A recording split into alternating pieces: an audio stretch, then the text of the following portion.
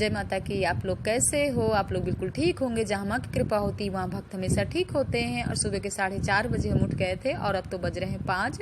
सो हमारी सब्जी कट गई। आज ज़्यादा कुछ नहीं है, कद्दू की सब्जी बनाएंगे पतिदेव के लिए और रोटी, क्योंकि आज गुरुवार है, हमको पूजा भी जल्दी करना है। सो मैं आपको गुरुवार की कुछ चीज़ें बता रही हूँ। काफ़ी लोग कहते हैं कि झाड़ू पोंछा हम नहीं करते हैं। सो ऐसा कुछ नहीं है, मैं तो झाड़ू पोंछा करती हूँ। बस शैम्पू का यूज नहीं करना चाहिए, बाल नहीं धुलना चाहिए, साबुन नहीं लगाना चाहिए। जो भी अपने फैमिली के लोग हैं वो भी साबुन शैम्पू नहीं यूज कर सकते हैं। धोबी को कपड़े नहीं धुलना डालना चाहिए। सो ये सब चीज़ों को मानना चाहिए। मैं भी मानती हूँ। मैं 11 साल से गुरुवार का व्रत कर रही हूँ। सो ये सब चीज़ें मैं कर रही हूँ। आप लोग भी ऐसा कर सकते हो। ऐसा कुछ नहीं कि झाड़ू पोंछा नहीं किया जाता है। सो आज मैं आप लोगों से और भी बहुत सारी ढेर सारी बातें करूँगी। सो दोपहर में ही करूँगी, अभी तो सुबह जल्दी है। और अब मैं जय माता की यहीं से कर रही हूँ। मैं आपसे बाद में मिलती हूँ। हमने क्या मंगाया आप लोगों से, हमने कल कहा था ना कि हमने कुछ मंगाया आप लोगों को दिखाएंगे। सो हमने ये मंगाया है और अभी जस्ट पूजा करके उठे। टाइम 8:30 बज रहे हैं। सो सुबह से फोन कर रहे थे, कल भी हमको शाम को कॉल किए, लेकिन फोन नहीं उठने के कारण नहीं आ पाया था। सो मैं आपको नहीं दिखा पाए। देखिए तांबे का है और पूरा इसमें खुलने का भी सिस्टम है। अंदर हम अच्छे से सफाई भी कर सकते हैं और 5 लीटर आराम से इसमें पानी आ जाएगा। देखिए बच्चे भी आराम से खोल सकते हैं, निकाल सकते हैं। और इसके साथ हमको 2 ग्लास भी मिले हैं। सो 1 जग तो था, लेकिन पतिदेव के लिए होता था 2 ग्लास पानी आता था। सो हम काफी समय से सोचते थे और ये बहुत ही फायदेमंद है पेट के लिए। अगर सर में दर्द है, आंखें आपकी कमजोर हैं, आंखों में दर्द है, पेट में ऐसी कोई बहुत सारी प्रॉब्लम है, तो ये हाजमा को दुरुस्त करता है और बहुत ही अच्छा रहता है। वैसे तो आरओ है अपने पास, आरओ का पानी हम लेकर के इसमें हम रख सकते हैं और पूरा दिन 5-6 लोग आराम से, हमारी फैमिली इसका पानी पी सकती है। सो बहुत ही अच्छा है। और तांबा तो वैसे ही बहुत फायदेमंद होता है। फूले का और तांबे आजकल लोग नहीं यूज करते हैं, लेकिन ये सब चीजें करना चाहिए। इसीलिए बहुत सारी आजकल परेशानियां हैं। किसी की गैस की प्रॉब्लम है तो किसी का हाजमा दुरुस्त मतलब सही नहीं है, तो ऐसा लोग समझते नहीं हैं। लेकिन पहले के जो लोग करते थे वो सही करते थे। सो मैं आपसे बाद में मिलती हूँ और आप भी मंगाइएगा इसको और आप भी रखिएगा और आप भी आइए हमारे साथ, इसका पानी पीजिए। देखिए 2 ग्लास भी हैं साथ में और मुझे तो बहुत ही पसंद आया। सो मैंने जैसे ही देखा नाप तोल में, मैंने तुरंत बुक कर दिया। और देखिए इसके साथ स्टैंड भी हमको मिला है। सो मुझे बहुत ही अच्छा लगा। मतलब पतिदेव भी कुछ नहीं कहेंगे, हमने मंगा लिया भी। मैंने पतिदेव को नहीं दिखाया है, लेकिन उनके लिए भी सरप्राइज है। जब मैं शाम को दिखाऊंगी तो वो भी खुश हो जाएंगे कि अरे वाह, मेरे लिए तो काफी, उनके लिए तो काफी अच्छा है, क्योंकि जो सुबह पीते थे तो उनको पूरा दिन पीने को मिलेगा पानी इसका। सो मैं अब तो जा रही हूँ गर्म पानी लेने अपने लिए और चाय बनाने। इसके बाद हम बाद में आपसे मिलते हैं। तब तक के लिए जय माता की। ये देखिए मनु गोविंद दोनों लोग लग भी गए पानी पीना शुरू भी कर दिए हमने आरओ से इसमें पानी भी रख लिया। देखिए कितना आरामदेह है, मतलब बहुत ज्यादा मनु को टेस्ट भी पता चल गया। मनु कह रहे बहुत ही टेस्टी है, गोविंद को भी लग रहा है कि बहुत ही टेस्टी है, मनु को भी लग रहा है टेस्टी है। चलिए हम आपसे बाद में मिलते हैं। जय माता की। अब खाली हुए हैं, टाइम तो बहुत हो गया, 12:30 बज रहे हैं। तो हमने सोचा थोड़ा सा 5 मिनट आप लोगों से बातें कर लेते हैं। और आज है गुरुवार, आज तो हमारा व्रत भी है, तो वही सब बातें हैं। जय माता की तो कह लिए, लेकिन जय माता के विषय में बातें कर रहे हैं कि काफ़ी लोग हंस रहे हैं कि जय माता की ये हाँ कौन। तो मैं तो नहीं जानती हूँ कि मैं जय माता की क्यों कहती हूँ, लेकिन शुरू से माँ ही मेरी डोर पकड़े हुए हैं। सो मैं जय माता की ही मतलब बन गई। और जय माता की कहते कहते माँ ने मुझे आज बहुत कुछ दे दिया जिसकी मैंने कभी चाहत नहीं किया था। सो माँ ने मुझे दे दिया। और वही थोड़ी सी मेरी अपनी कहानी है, मतलब कि बचपन से जब शादी हुई तो पिताजी ने फिट कर दिया शादी, और मैं नानी नाना के यहाँ रहती थी, मुझे पता भी नहीं। 5 साल बाद जब गौना हुआ तब मुझे पता चला कि मेरी शादी कहाँ हुई है। तो फर्स्ट टाइम मैं आई अपने गांव में गौने में। तो चलिए वो हो गया। इसके बाद हम मायके में 1 साल तक बीमार पड़े रहे, बिस्तर में लग गए पूरी तरह से, और कोई बचने की आशा नहीं थी। सो मेरे ससुराल वाले, सासू माँ सब लोग देख आए थे, कुछ बचने की आशा नहीं थी। इसके बाद हम दोबारा लखनऊ में आए। तो लखनऊ में मेरी सासू माँ 30 साल से किराए के घर में रह रही थी और 5 साल मैं भी किराए के मकान में ही रही। सो पापा जी करने वाले थे, इनकी तो जॉब ही नहीं लगी थी। सो मुझे बहुत सारी परेशानियों को झेलना पड़ा। आप तो समझ सकते हो कि जो मायके से कभी कुछ इतना सब न देखी हो, वो लड़की कैसे ये सब झेल सकती है। सो बाहर भी मुझे लेटरिन जाना पड़ा। लखनऊ जैसे शहर में मैं 5 साल बाहर लेटरिन गई हूँ। मेरे घर में लेटरिन भी नहीं थी, बाहर से पानी आना, हीटर स्टोव में खाना बनाना, बहुत सारी परिस्थितियों का मैंने सामना किया। तो जय माता की करती रही। पहले तो फ़ोन की भी सुविधा नहीं थी, मेरे पिताजी आते थे तो मैं चिट्ठी लिखती थी, तब मेरे पिताजी आते थे, पूरा एक एक हफ्ता मेरे पास रुकते थे, मुझे समझाते थे कि बिटिया परेशान मत हो, माँ सब कुछ आपका ठीक करेगी। मैंने कहा आपने तो पिताजी मेरी ज़िंदगी बर्बाद कर दिया, मैंने कभी नहीं सोचा था। अब भैया लोग बहुत डांटते थे कि मतलब पिताजी ने बताया भी नहीं था और चुपचाप शादी फिट कर दिया। सो आज मैं जय माता की, उन्होंने मुझे काफ़ी समझाया, मतलब सुंदरकांड का पाठ करना, पूजा पाठ तो बचपन से ही जानती थी। और पहले सासू माँ बस पूजा करती थी, मेरे घर में कोई भी नहीं करता था। सो मैं भी पूजा पाठ में बहुत ही लग गई और मुझे बहुत ही श्रद्धा विश्वास था। और यहाँ भी आने के बाद मेरी अक्सर तबीयत खराब रहती थी, 2 दिन सही रहती थी और 1 हफ्ता पड़ी रहती थी, तो सासू माँ ही सब कुछ करती थी। वैसे परिवार मेरा बहुत ही अच्छा था, इसी वजह से मैं टिक गई। परिवार, जहाँ आप लोग समझते हो कि परिवार अगर अच्छा मिल जाए, कुछ धन दौलत हो या ना हो, तो मेरे लिए वही बहुत था, परिवार ही। सो मेरे पिताजी मुझे समझा के जाते थे। और देखिए ये सब कहानी हो गई। फिर रश्मि खंड में मकान बना, मकान में आई, मीना भी आई। अब मेरे तो बच्चे नहीं हुए, 10 साल हो गए। फिर मीना के भी 4-5 साल ऐसी प्रॉब्लम आई कि वो भी परेशान रही। तो सासू माँ मुझे लेकर के जाती थी खुटहा बाबा, बहुत अच्छा मंदिर है, वो चित्रकूट के पास ही पड़ता है, मतलब बरम बाबा का पेड़ है। सो वहाँ जाती थी, पंपापुर जाती थी, मतलब वहाँ एक बाबा जी बैठते थे, उन्होंने सीताराम हमको लिखने के लिए बताया। बोले 7 लाख आप लिखिए, 7 लाख मेरे हस्बैंड लिखें। तो मतलब वो भी मैं करती थी। और उसमें लिखती थी, पता है किसमें लिखती थी?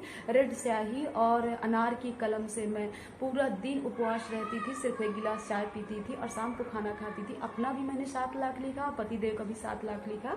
सब लोग ऐसे हंसी मजाक उड़ाते थे कि मतलब प्राइम मिनिस्टर बन गए, ये हो गए, लेकिन मुझे करना था। मुझे ये था कि मुझे किसी न किसी तरह सफलता पाना है और जय माता की करती रही। ऐसे बहुत सारे नवरात्र गए जब मैं लौंग खोट करके पानी पी करके 9 दिन का व्रत रह गया। ऐसी बहुत सारी रातें गई जो शोभा पूरी पूरी रात जाग करके कर ली।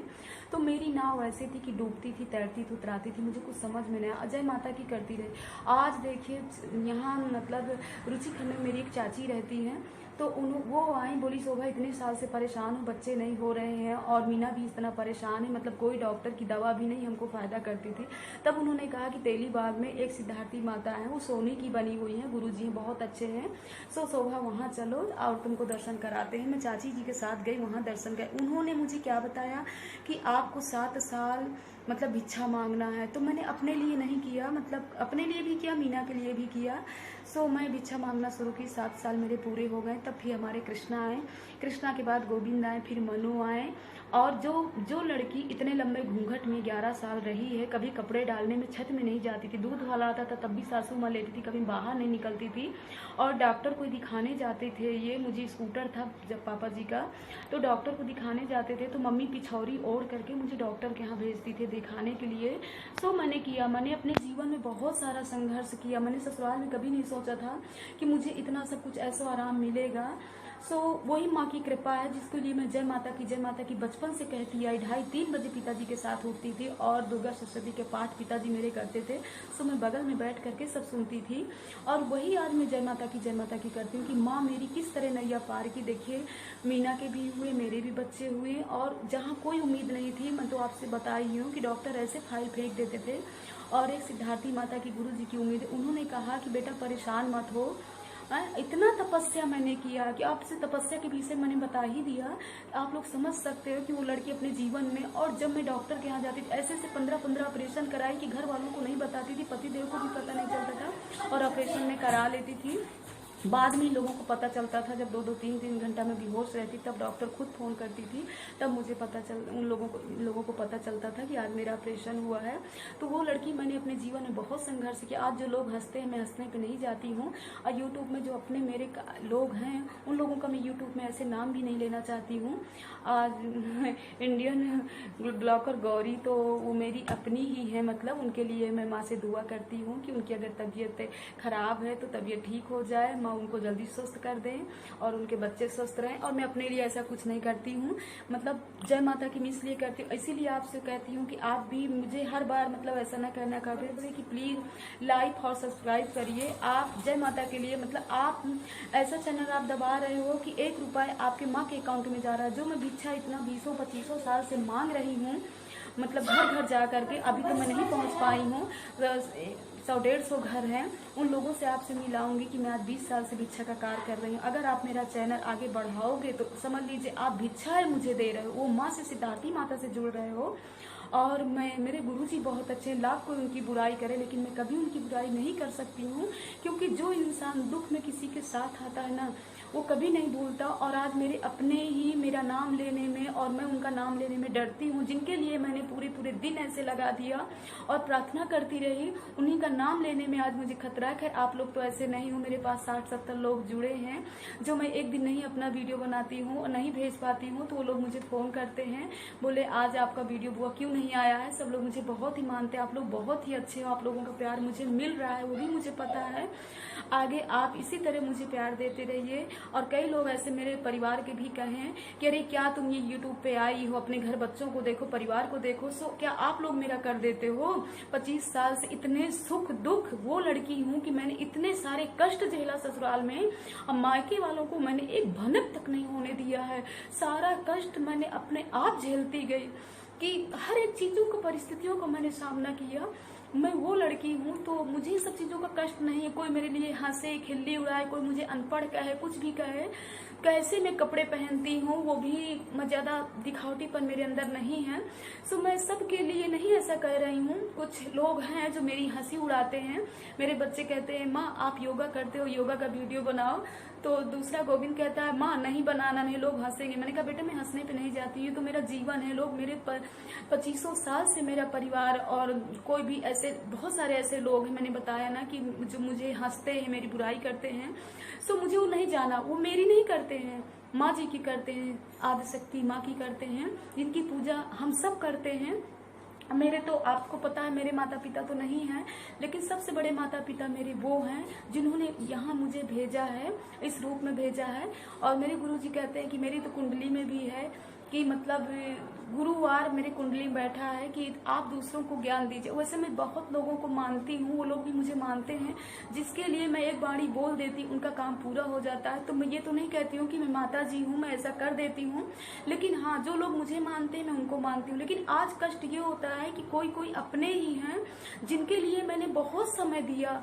आज वो 10 मिनट मेरा वीडियो देखने में कहते, अगर मैं पूछती हूँ कि आप मेरा वीडियो देखते हो तो कहते अरे टाइम नहीं मिलता, ऑनलाइन बच्चों की पढ़ाई चलती है, टाइम नहीं मिलता कि आपका वीडियो देखे। तो आप ऐसा झूठ क्यों बोलते हो? जिन्होंने आपको इतना टाइम दिया वो आप क्या किसी के लिए आप 10 मिनट टाइम नहीं दे सकते हो? तो चलिए इससे भी मुझे वो नहीं, आप देखिए ना देखिए, अगर आप नहीं देखते हो तो यानी आप माँ को नहीं मानते हो। और मैं किस स्थिति से किस तरह मैं अपना बनाती हूँ, बच्चों ने यहाँ तक पहुँचा दिया हो तो आपको पता ही है।